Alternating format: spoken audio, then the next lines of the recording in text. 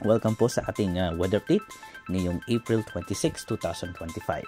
Naglabas po ang bagong update ng Pag-asa regarding sa kanilang TC threat forecast na babantayan natin sa susunod na 7 days.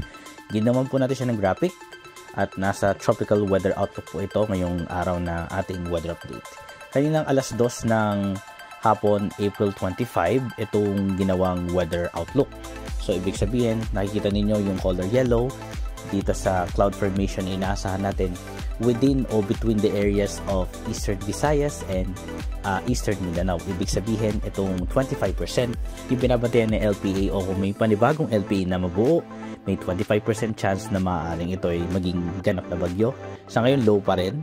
Low, mababa pa yung chance in the next 7 days. Pero patuloy po nating babantayan kung ano yung sasabihin ng weather model.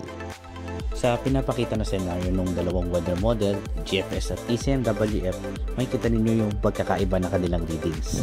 Itong readings na ito pinakita mula April 25 to April 26. So, maaaring magbago pa yung weather models natin sa susunod na 6 to 12 hours. So, yung dalawang readings sila magkaiba. Sabihin itong GFS model, pagdating ng May 3, itong binabantayan nating LPA may chance na maging ganap na bagyo at maaaring dumikit dito sa may silangan ng Eastern Visayas, malapit sa may Eastern Visayas. Tapos sa ECMWF, walang nakikitang kahit anong circulation na malapit sa Visayas. Patuloy natin babantayan kung ganitong scenario o ganitong prediction na pinapakita ng dalawang weather model sa susunod na mga araw.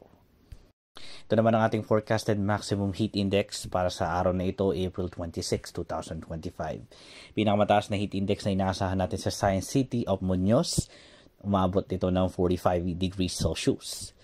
Cavite at San Jose Occidental Mindoro, posibleng umabot sa 44 degrees Celsius na heat index. La Union, Dagupan City, Isabela, Iloilo, Infanta Quezon, Legazpi, Olongapo, Camarines Sur, Puerto Princesa City, Tanuan, Tuguegarao, ay posibleng umabot ng 43 degrees Celsius yung kanilang heat index. Sa Cagayan, Aurora, Batac City, Tarlac, Northern Samar, Palawan, Iloilo, Lawag, Laguna at Masbate ay posibleng umabot naman sa danger na 42 degrees Celsius na heat index. Para naman sa Science Garden, Quezon City, Metro Manila, posibleng umabot lamang sa extreme caution na equivalent sa 40 degrees Celsius na heat index. Yan po muna ating latest. Mag-ingat po kayo and God bless.